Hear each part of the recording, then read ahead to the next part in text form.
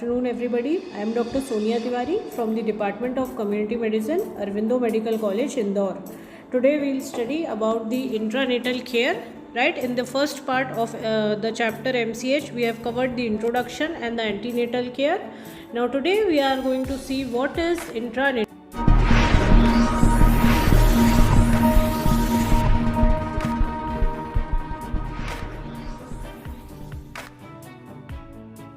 So it is defined as the management and delivery of care to the woman in labor, and the 5 cleans which you can see here are the clean hands and fingernails, clean surface, clean blade, clean cord tie and clean umbilical stump.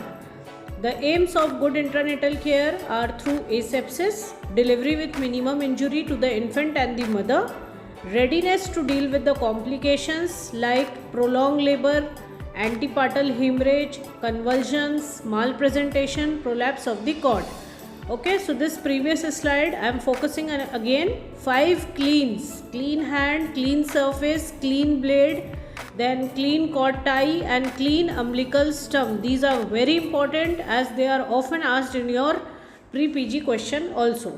Okay, then the complications you can deal during the labor, during the intranatal care are prolonged labor, APH, convulsions, malpresentations and the prolapse of the cord.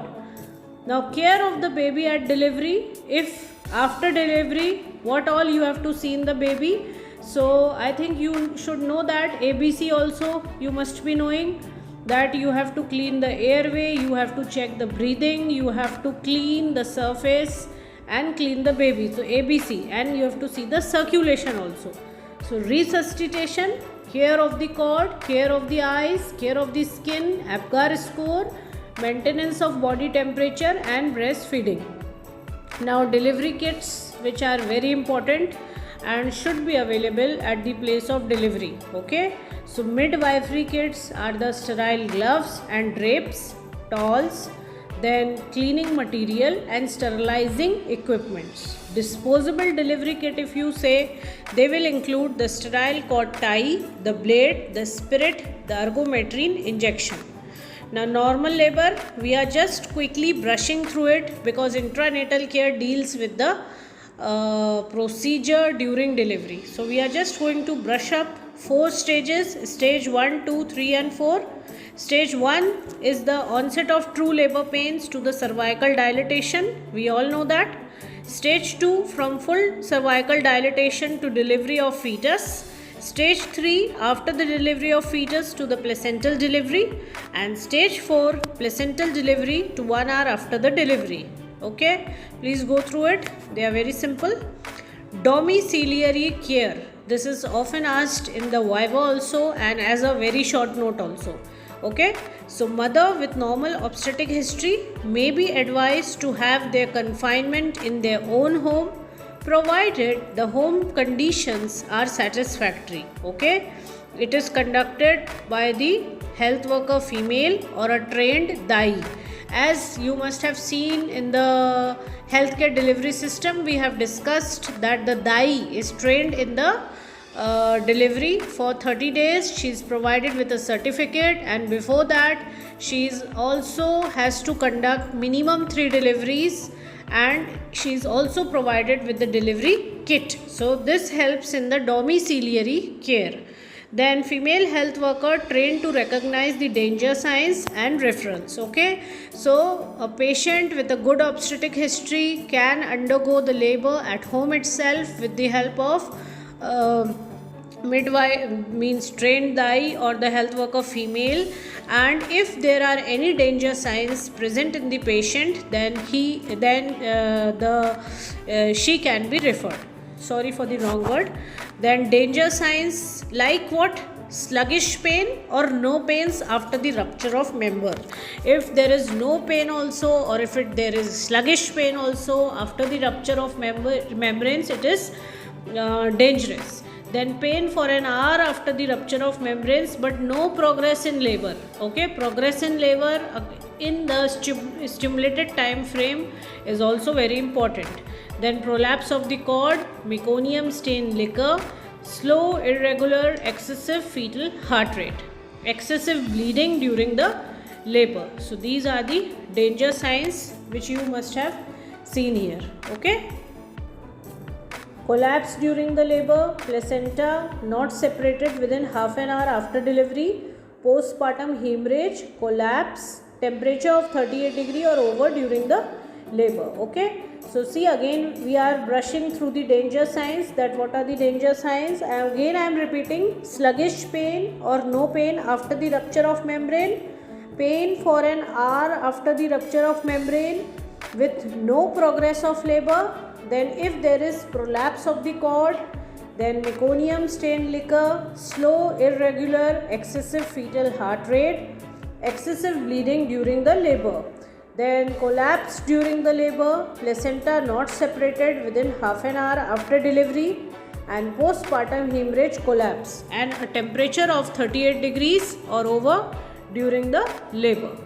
Then what are the advantages of domiciliary care? Now see, in the home we are allowing the patient to deliver in the favorable conditions of home, because in an institution we prefer 90% institutional delivery. But what happens is that sometimes the patient is not cannot cope up with the conditions present, and in the present scenario of corona everybody is frightened to visit a hospital. Okay, so domiciliary care means what? You have to provide a very suitable environment to the patient so she can deliver very calmly at home itself. So what are the advantages? We'll quickly see in this slide. Number one, the delivery is in the familiar condition. Okay. Then second is, chances for cross infection are fewer than the hospital, obviously, and in this present scenario of corona it's very helpful. Then mother is able to keep an eye upon her children and domestic affairs, and this may tend to ease her tension. Okay, so if she is having a previous child and she has a responsibility, domestic care also, she can take care of everything, so she will be tension free. Otherwise, if she goes to the hospital, her half mind is at home only, that what my husband is going to eat, how is the house going to be clean, how is the other baby, what he or she is doing. Okay, so if it is at home, she can take care of these things and she can be released of the tension. Now disadvantages, of course, something pros and cons are present everywhere. So disadvantages of domiciliary care are, the mother may have less medical and nursing supervision than the hospital. Obviously, if you take all precautions also, 5 cleans also, which we have discussed, but something or the other, that is the nursing or the medical supervision, that what has to be done and how more properly the care has to be taken, that will be lagging. Okay. Second is, the mother may have less rest. Why less rest? Because in the hospital, during the LSCS, if you talk about, they discharge in a week or maximum 5 days. Okay, and in normal delivery they discharge at 2 days or 3 days some places. Okay, so she takes a rest for that stimulated time period. But in home, what will happen? If she'll deliver and soon after she'll feel better, she'll be back to work, so she'll not be able to get that stimulated time frame for the rest. So rest will be less in case of the domiciliary delivery or domiciliary care. She may resume her duties soon. Her diet may be neglected. Now whatever the others will eat, she'll again make that, she'll eat that only. So her diet will be neglected, which is very important during your this postpartum period. Now what is institutional care? About 1% of deliveries tend to be abnormal and 4% are difficult, requiring the service of the doctor. So it is recommended for all high risk cases. Okay. Now what are the high risk cases? We'll talk about anemia, heart disease, eclampsia, short stature, diabetes, jaundice, tuberculosis, oligohydramnios, malpresentations, etc. These are the high risk cases. Okay. Now what is rooming in? Rooming in is also very important. Pre PG में भी पूछते हैं, viva में भी पूछते हैं और theory में भी वेरी शॉर्ट नोट में आ सकता है. So rooming in is what? Keeping the baby's crib by the side of the mother's bed. Opportunity for the mother to know her baby. Chances of breastfeeding is more. Confidence that her baby is not misplaced. Okay, so these 3 points you have to keep in mind, that when you keep the baby's crib side to the mother's bed, that is called rooming in, and it ensures the mother that her baby is not lost, not misplaced. Then she'll breastfeed more and more timely, and it will be an opportunity for the mother to know her baby more and more. So this is rooming in. Then obstetric emergencies, if you talk about, which you have to take care. Okay, so these conditions always need referral. Number 1, the postpartum hemorrhage. If you have blood loss more than 500 ml and you have increased pulse rate, decreased blood pressure. Okay, blood pressure is decreasing, the pulse rate is increasing, and the blood loss is more than 500 ml, then it is very important. Then you talk about sepsis. The infection of reproductive organs leads to infertility and pelvic inflammatory disease. Now causes are unclean delivery techniques, prolonged labor, and complicated deliveries. Third is the obstruction and prolonged labor. Now there is no progress of the labor despite of uterine contractions. The causes can be, number 1 is CPD, that is your cephalopelvic depth. Okay, abnormal presentations, congenital anomalies, etc. Then rupture uterus in obstructed labor. The causes can be injudicious use of oxytocin, previous operative scar, manual removal. And last is the retained placenta. Okay, again we are just brushing up through the obstetric emergencies. Number 1 is the postpartum hemorrhage. When there is more than 500 ml of blood loss, the pulse rate is increased and the blood pressure is decreased. Then sepsis, the infection of reproductive organs lead to infertility and the PID. Causes can be undelivery techniques, the unclean delivery techniques, prolonged labor, complicated delivery, then obstruction and prolonged labor, rupture uterus, and retained placenta. Now what is the position of mother during transportation? This is very very important. So in left lateral position, this is a pre-PG question also, और viva में भी पूछते हैं. ठीक है, position क्या होनी चाहिए मदर की during the transportation. So it is very very important. So in the left lateral position, to prevent the asphyxia, risk of inhalation of vomitus is decreased, uterine pressure is prevented on the IVC and the aorta.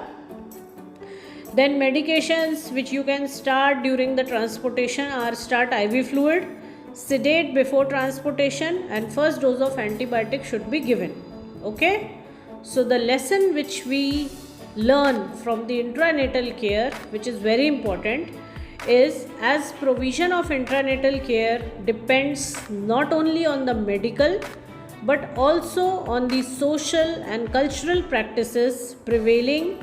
The need to educate women and their families should be emphasized for a safe and normal delivery. Okay, so it's very important that the intranatal care, it not only depends on the hospitals, the medical institutes, but also on the social and the cultural practices also which are running in the families. So the emphasis should be to educate the women and to emphasize on safe and normal delivery. Okay, so in this video and in this part of the chapter, we have discussed about the intranatal care.